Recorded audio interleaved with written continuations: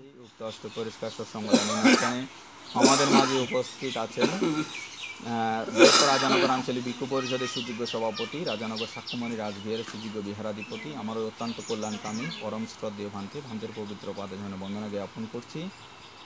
এবং পাশে সমাসীন আছে ঘাগরাকুল সাধারণানন্দ বৌদ্ধ বিহারের সুযোগ্য বিহারাধিপতি পরম শ্রদ্ধেয় ভান্তে, এবং তার পাশাপাশি আরও আসন অলঙ্কৃত করেছেন সাতগড়িয়াপাড়া শান্তিকুঞ্জ বৌদ্ধ বিহারের সুযোগ্য বিহারাধিপতি পরম শ্রদ্ধেয় ভান্তেদের পবিত্র পাদচরণে বন্দনা জ্ঞাপন করছি, এবং অনুত্তর পুণ্যক্ষেত্র ভিক্ষু সংঘের পবিত্র পাদচরণে বন্দনা জ্ঞাপন করছি। এবং যেই আদর্শ উদ্দেশ্যকে সামনে রেখে আজকের এই মঙ্গল কর্মের ব্যবস্থাপনা, সেই আদর্শ উদ্দেশ্য পরিপূর্ণতা লাভ করুক এবং পরপার্গত জ্ঞাতিগণ পারিত্রিকৃত সুখ মঙ্গলদায়ী হোক, এবং আপনাদের মনস্কামনা পরিপূর্ণতার মধ্য দিয়ে আপনাদের জীবন সর্ববিধ রোগ ভয় অন্তরায় উপদ্রব থেকে রক্ষিত হোক, সেই আশীর্বাদ বর্ষণ করছি। তো আজকের যেই অনুষ্ঠানের মঙ্গল কামনা, এটি ভগবান বুদ্ধের এক প্রকার মুখনিসৃত বাণী সূত্র শ্রবণের মধ্য দিয়ে নিজেদের হয়তোবা জীবনকে পরিমুক্তি সাধন এবং নিজের জীবনকে গঠন, এবং আরেক প্রকার আমাদের যেই অনন্ত জীবনের জ্ঞাতিগণ আছেন পরপারগত হয়েছেন তাদের পারিত্রিকৃত সুখ মঙ্গল কামনা। তো এই দুই প্রকার মঙ্গল কামনার ব্যবস্থাপনার মধ্য দিয়ে আমরা নিজেদের কর্মকে আমরা সমাদৃত করছি এবং আমরা সমন্বয় সাধন ঘটাচ্ছি। তো ভগবান বুদ্ধ আমাদেরকে বলেছেন, আমরা যখন বিভিন্ন হয়তোবা উপজীবিকা হয়তোবা লাভ করি, তখন হয়তোবা আমাদের এইরকম হয়তো মঙ্গল কর্ম ব্যবস্থাপনা করে সেই অর্জিত পুণ্যরাশিগুলো দ্বারা নিজেদের চিত্তকে যেন আমরা স্মৃত রাখি এবং আমরা যেন নিজের প্রশান্তি ভাব যেন সৃষ্টি করি। কারণ আমরা যদি ভগবান বুদ্ধের যেই সূত্রগুলো আমরা আবৃত্তি করলাম, এই সূত্রগুলির মাঝে সবগুলো আসলে প্রশান্তিদায়ক, এবং নিজেদের জীবনকে কীভাবে আমরা গঠন করব সেই নির্দেশনাই এখানে পর্যবসিত করা হয়েছে। এখানে হয়তোবা সর্বপ্রথম আমরা যেটি বলেছি, আপনারা সূত্রপাঠের সময় যখন আহ্বান করেছেন, ভান্তে আমাদের সর্ববিধ বিপদ আপত্তি এবং আমাদের সম্পদ যেন রক্ষিত হয়, আমরা নিজেদেরকে স্বীয়কে কায়কে বাক্যকে মনকে সোজা রুজু এবং সরল করে সেই পরিত্রাণমূলক ভগবান বুদ্ধের সেই মুখনিসৃত বাণীগুলো আমাদেরকে শ্রবণ করান, যেই শ্রবণের মধ্য দিয়ে আমাদের জীবনের মাঝে সর্ববিধ রোগ ভয় অন্তরায় উপদ্রব এবং অবমঙ্গল গ্রহদূত যেন বিনাশ প্রাপ্ত হয়।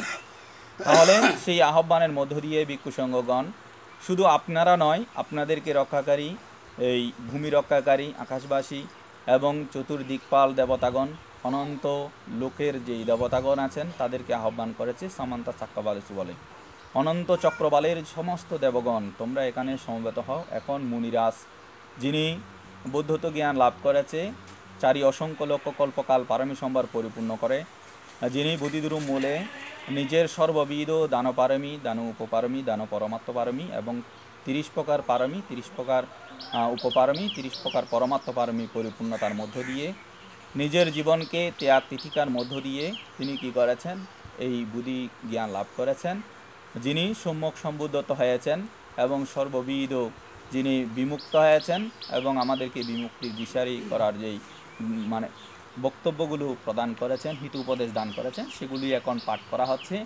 আপনারা সকলেই নিজেদের হিত সুখ মঙ্গলদায়ী হয়ে এখানে সমবেত হন এবং যারা এইরূপ আয়োজন করেছে তাদেরকে আপনারা রক্ষা প্রাপ্ত করুন। তাহলে সেভাবেই আসলে ভান্তেগণ কী করেছেন, প্রথমেই সেই দেবগণকে আহ্বান করেছেন এবং দেবগণকে আহ্বানের মধ্য দিয়ে আমরা সর্বপ্রথম কী করেছি, দেবতাদের কাছে রক্ষা প্রার্থনা করেছি। বিভিন্ন হয়তোবা যেগুলির দ্বারা আমাদের উপদ্রব হয় সেগুলির দ্বারা যেন আমরা রক্ষিত হই, সেগুলি এখানে ব্যক্ত করা হয়েছে।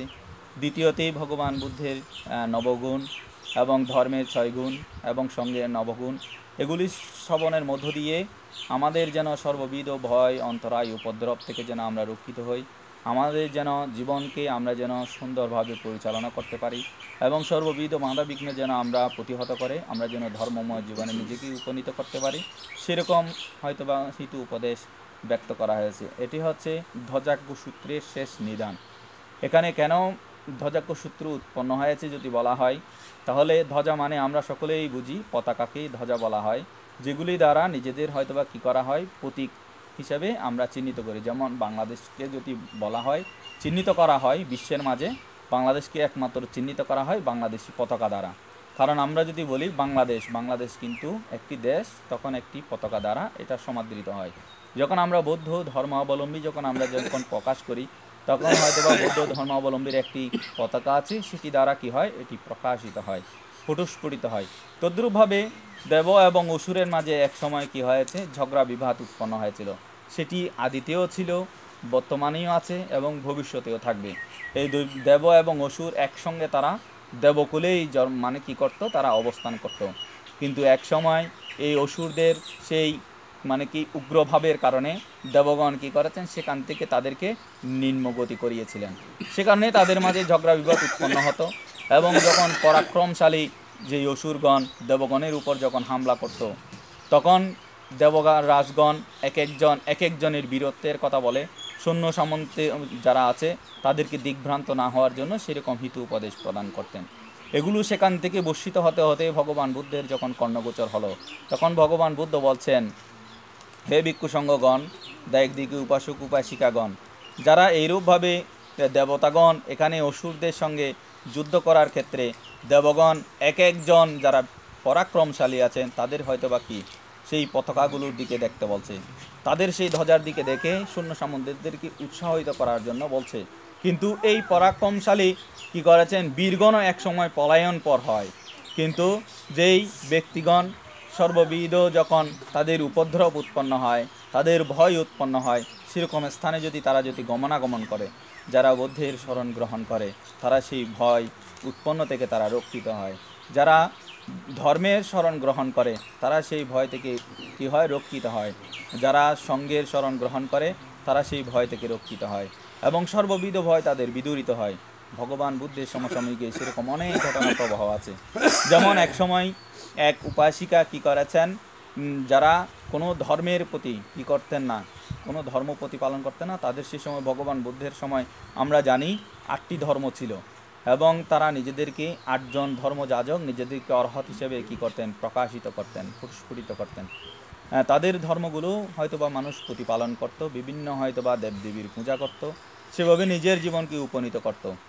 যখন একজন উপাসিকা কি করেছেন, যখন উনার পিত্রালয়ে যাচ্ছিলেন স্বামীকে নিয়ে, তখন ভগবান বুদ্ধ প্রত্যুষে কার মঙ্গল সাধন করবেন এরকম যখন দৃষ্টিগোচর করলেন, তখন তিনি দেখতে পেলেন সেই স্ত্রী যখন পরিবারের মাঝে যাবে, তখন তার সেই ভাইয়ের যেই পত্নী আছে, সেই পত্নী কি করবে, লোভাতুর হয়ে সেই ভগ্নীকে ভাইয়ের প্রতি বিদ্বেষা পরায়ণ করে তাকে মারার জন্য সেরকমভাবে ব্যবস্থাপনা করবে।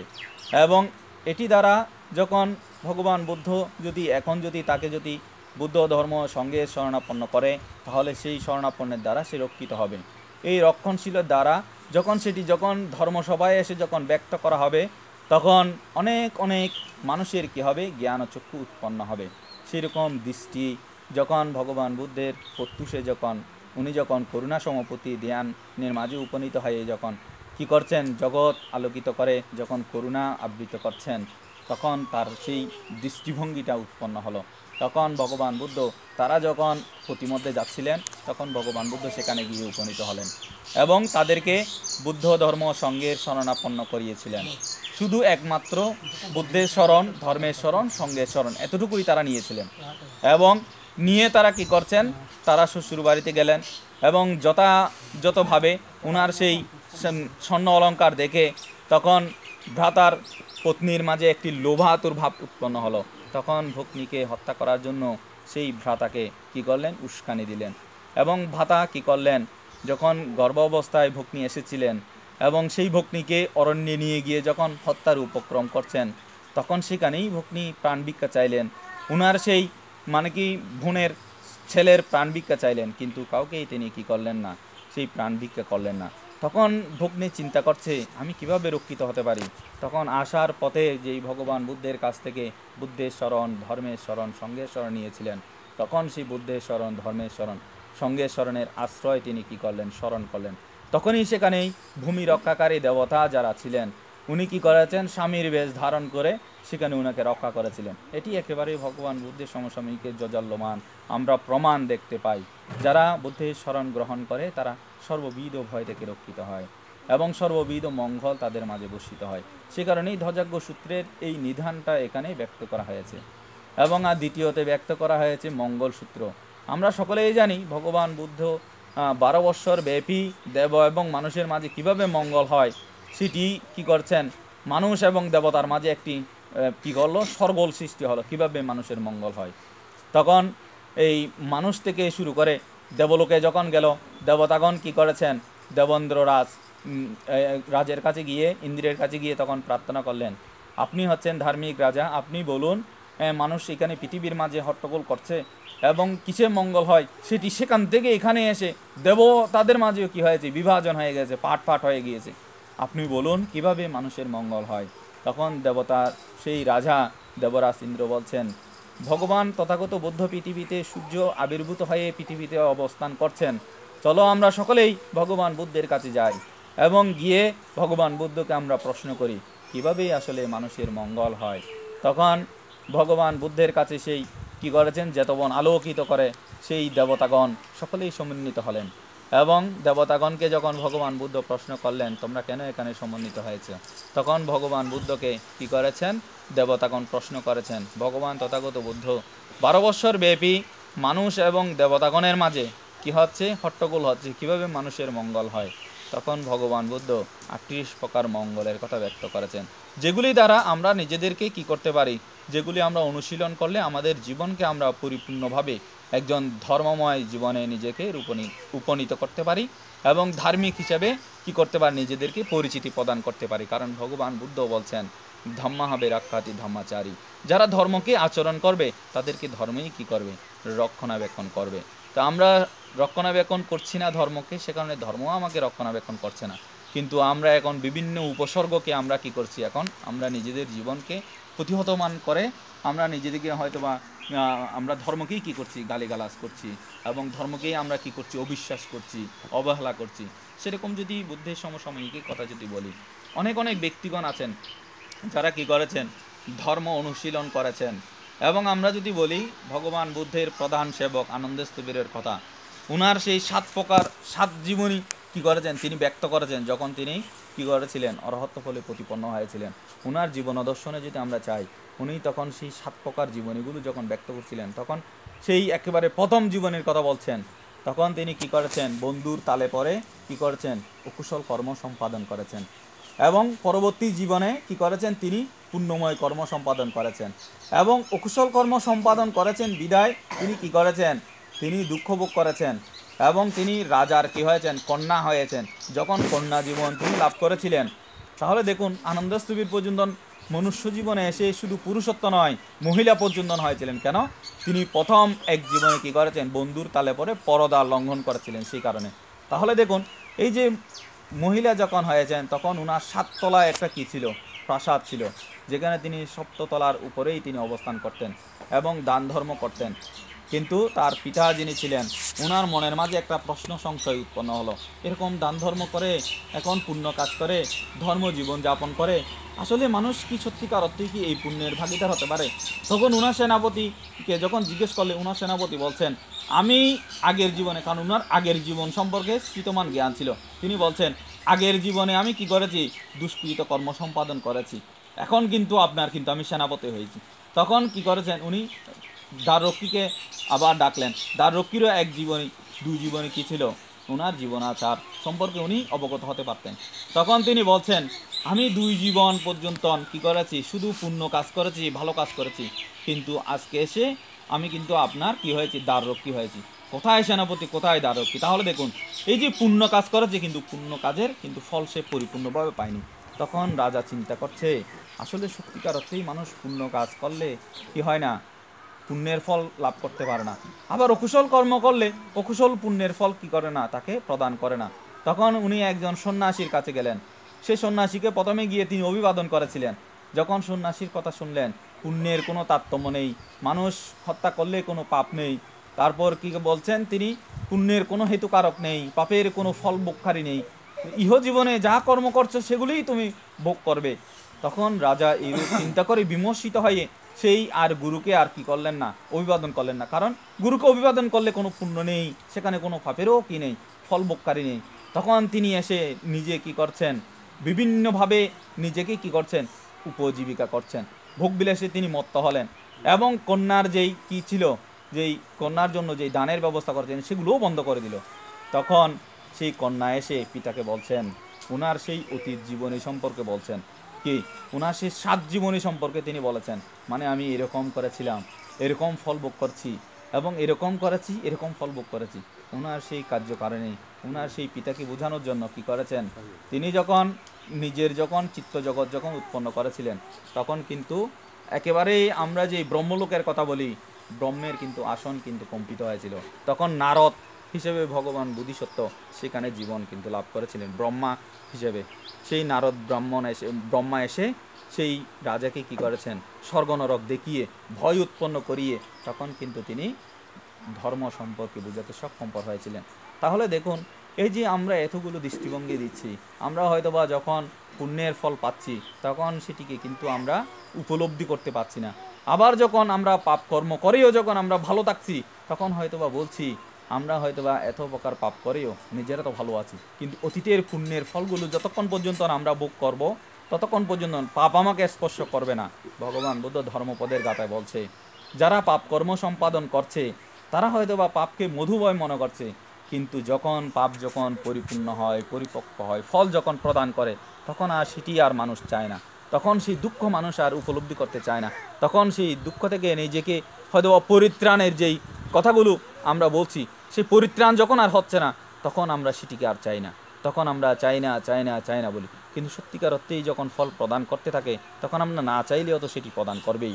তো মানুষ কি করছেন, এখন পুণ্যের যেই হেতুকারক ছিল অতীত জীবনে সেগুলি ভোগ করছে, সে কারণে হয়তোবা যে অকুশল কর্ম করছে সেগুলি বিপাক দিচ্ছে না। আমাদের মনের মাঝে সংশয় উৎপন্ন হয় অনেক সময়, কি ও এত অপকর্ম করছে কিন্তু কি করছে, সে একেবারে বড় লোক হয়েছে, পয়সাওয়ালা হয়েছে, তার অর্থ বিত্ত প্রাচুর্য ধন অডেল, কিন্তু তার পুণ্যগুলো কোথায় যাবে? সে তো অতীত জীবনে পুণ্য করেছে, সেগুলো এখন বিপাক প্রদানের মধ্য দিয়ে তাকে ফল ভোগ করছে। কিন্তু সেই অকুশল কর্মগুলো কি করবে, তাকে এক সময় কি করবে, ফল প্রদান করবে, যখন তার পুণ্যটা পরিপূর্ণ হয়ে শেষ হয়ে যাবে। আবার আমরা যেই পুণ্যগুলো করছি সেই পুণ্যগুলো সম্পর্কে আমাদের অবিশ্বাস উৎপন্ন হচ্ছে, আমি এত ভালো কাজ করছি, আমি নিজেকে শীল প্রতিষ্ঠিত করছি, দান করছি, আমরা নিজেকে কি ভাবনায়ও নিজেকে সমর্পিত করছি, কিন্তু কেন আমার মানে কি অকুশলগুলো বিদূরিত হচ্ছে না? কারণ আমার অকুশল তো অতীতে করেছি, সেগুলোকে এখনও পরিপূর্ণ পরিপক্কভাবে আমি ফল ভোগ করিনি, তাহলে আমার এই পুণ্যগুলো কেন আমাকে ফল দেবে? সেই কারণেই বুদ্ধ বলছেন, যতক্ষণ পর্যন্ত সেগুলো দেখা যায় না ততক্ষণ পর্যন্ত মানুষ সেগুলোকে ভালো মনে করে, যখন সেগুলো দেখা দেয় তখন সেগুলোকে আর মানুষ চায় না। তো আমরাও সেভাবে যদি নিজেদেরকে যদি উপনীত করতে পারি, ধর্মময় জীবনে যদি প্রতিপন্ন করতে পারি, সকল প্রকার বাধা বিপত্তি থেকে আমরা রক্ষিত হতে পারবো।